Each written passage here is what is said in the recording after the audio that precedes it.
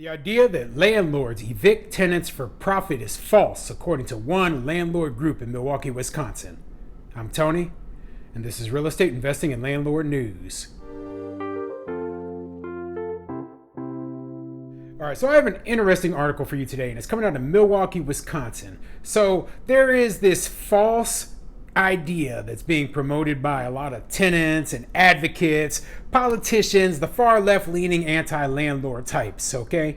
What they are saying is that, hey, landlords are out here, they're evicting people because, they make money off of these evictions. They're doing great, whenever they evict people, and, it's such a big win for them.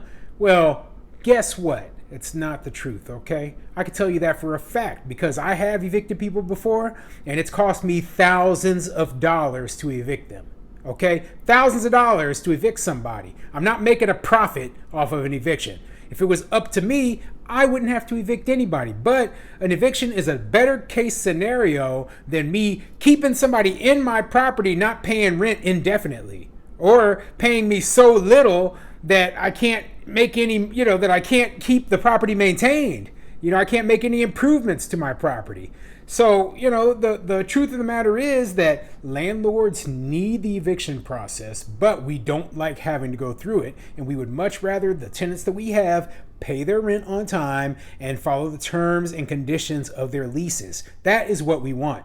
Okay, we're not trying to be evil. We're not, kicking people out so that we can turn around and rent it for some new higher, super high amount. And fortunately, the landlords up in Milwaukee were able to compile data and statistics that prove this fact. And I'm going to share that article with you today. So before I get into the article, go ahead, hit the like and subscribe button. Maybe leave a comment down below. Let me know what you think. Landlords who are watching this video, do you make money off of evictions? I mean, come on, I know what I do. Maybe there are some landlords somewhere that are like, hey, oh yeah, I make a fortune off of evictions. No, I don't know any though. I've never met one. Okay, all the landlords I've talked to have talked about how much these evictions cost them. And let's say that I am able to get a tenant in there, that is paying a little bit higher rent. Well, how long is it going to take me to make up for the thousands of dollars I spent in, eviction, lawyer cost and court cost, etc.? How long is it going to take me to make up for that amount? Okay, the tenant who owes me $2,000, on top of that, it cost me another $2,000 or $3,000 to get this tenant evicted out of there, so I'm down $5,000. Well, putting a new tenant in there at $200 a month more, it's going to take me, a couple of years, if not longer, in order to make up the lost, rent and the cost for the eviction for the prior tenant. So that doesn't make any sense. But you know what? I can't explain this thing to these people who don't understand basic math, okay? I can't understand this stuff to people who think that landlords make 100% profit and they don't take into consideration all of the expenses that we have, okay?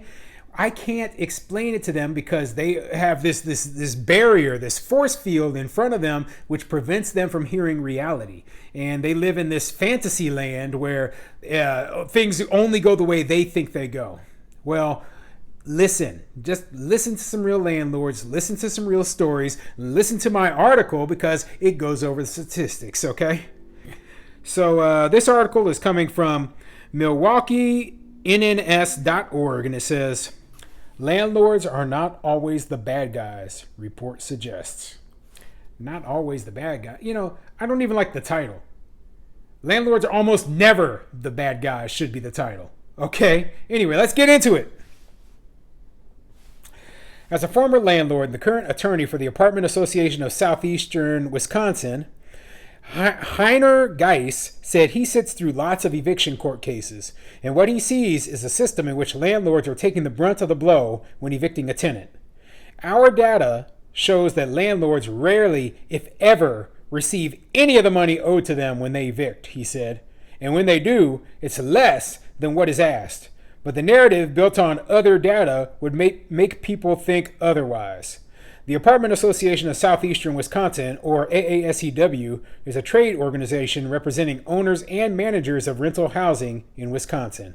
And he's absolutely right, okay? Even going through the eviction process, landlords still aren't able to recover the money that is owed to them.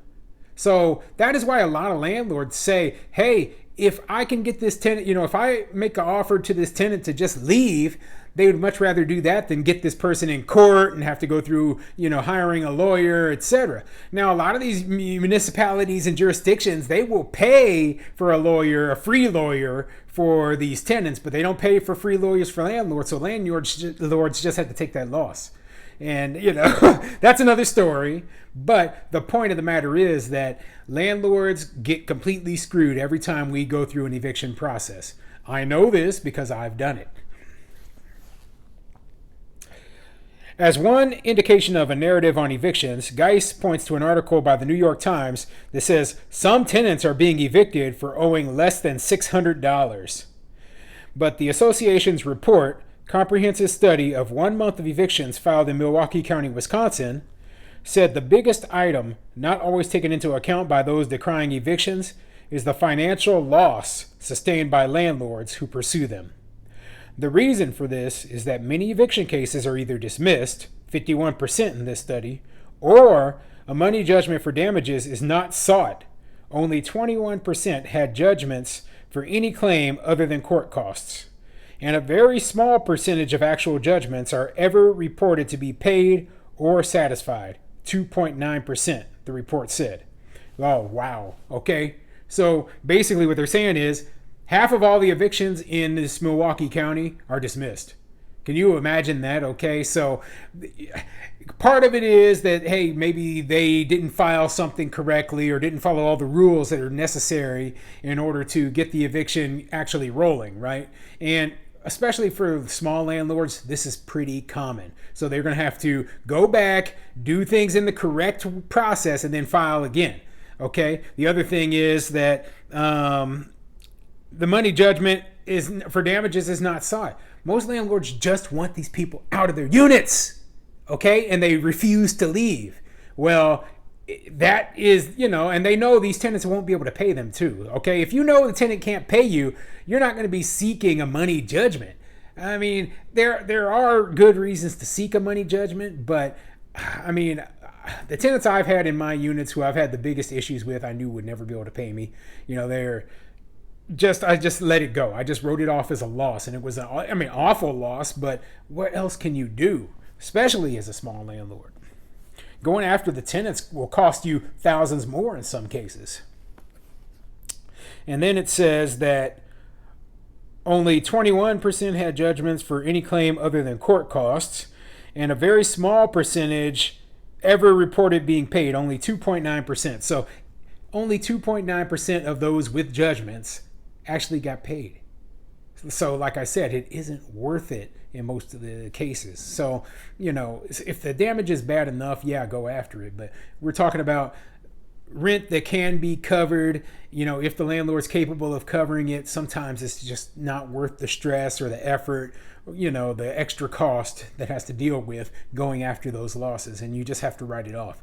And that's what a lot of the, there's no reporting on this, and that's why this group bringing this point up, it's important. It's really important. And this isn't something that's just happening in Milwaukee. Even though this article, is taking place in Milwaukee, this is happening all over the country. And when I talk about places like New York or California, the exact same thing happens there, okay? Landlords are writing a lot of their losses off, and they're not reporting them. The only thing they report on the news, though, is, hey, well, these people were evicted and blah, blah, blah, right? They're not talking about, hey, yeah, these people were evicted, but the landlord never pursued them for the $5,000 they owed. They never pursued them for the $3,000 in damage they did to the unit. They never pursued them, even though they could have. And instead, yes, we got rid of these people, but we didn't come after, the money. We didn't, it could have been a worse situation for the tenant is what I'm saying.